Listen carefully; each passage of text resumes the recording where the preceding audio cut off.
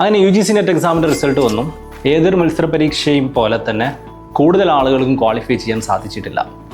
ഇപ്പോൾ ക്വാളിഫൈ ചെയ്യാൻ സാധിക്കാത്ത ആളുകൾ നല്ല സങ്കടത്തിലാണ്, നല്ല ബുദ്ധിമുട്ടിലാണ്. പലരും അവരുടെ സങ്കടം പറയുന്നുണ്ട്. കാരണം പ്രത്യേകിച്ച് ഒരുപാട് പരിശ്രമിച്ചിട്ടുണ്ട്, ഒരുപാട് എഫേർട്ട് എടുത്തിട്ടുണ്ട്. പക്ഷെ എന്നിട്ടും എന്താണ് സംഭവിച്ചത് എന്ന് മനസ്സിലാവുന്നില്ല എന്നുള്ളതാണ്. അപ്പം ഞാൻ ആദ്യം തന്നെ നിങ്ങളോട് പറയാൻ പോകുന്നൊരു കാര്യം, ശ്രദ്ധിക്കേണ്ട ഒരു കേസ്, ഇവിടെ പലർക്കുള്ളൊരു പ്രശ്നം, പലരും പറയുന്നൊരു പ്രശ്നം, ഞാൻ ഇത്ര കാലം പഠിച്ചിട്ട് ഞാൻ ജയിച്ചിട്ടില്ലല്ലോ, ഞാനൊരു ഫെയിലിയർ ആണോ എന്നുള്ളതൊക്കെയാണ്. യഥാർത്ഥത്തിൽ അങ്ങനെയല്ല. നമ്മൾ ഒരു പരീക്ഷയിൽ പരാജയപ്പെട്ടു, ആ പരീക്ഷയ്ക്കുള്ള നമ്മുടെ പ്രിപ്പറേഷൻ സ്ട്രാറ്റജിയിൽ മാത്രമാണ് നമുക്കൊരു ഫെയിലിയർ ഉണ്ടായിട്ടുള്ളത്.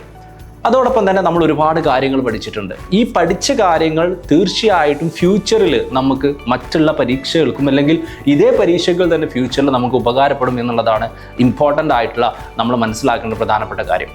അപ്പോൾ ഈ ഒരു പരീക്ഷാ തോൽവിയെ നമ്മുടെ ഒരു പരീക്ഷാ പ്രിപ്പറേഷൻ സ്ട്രാറ്റജിയുടെ ഒരു ഫെയിലിയറായി കണ്ടുകൊണ്ട് തന്നെ മുന്നോട്ട് പോവുക.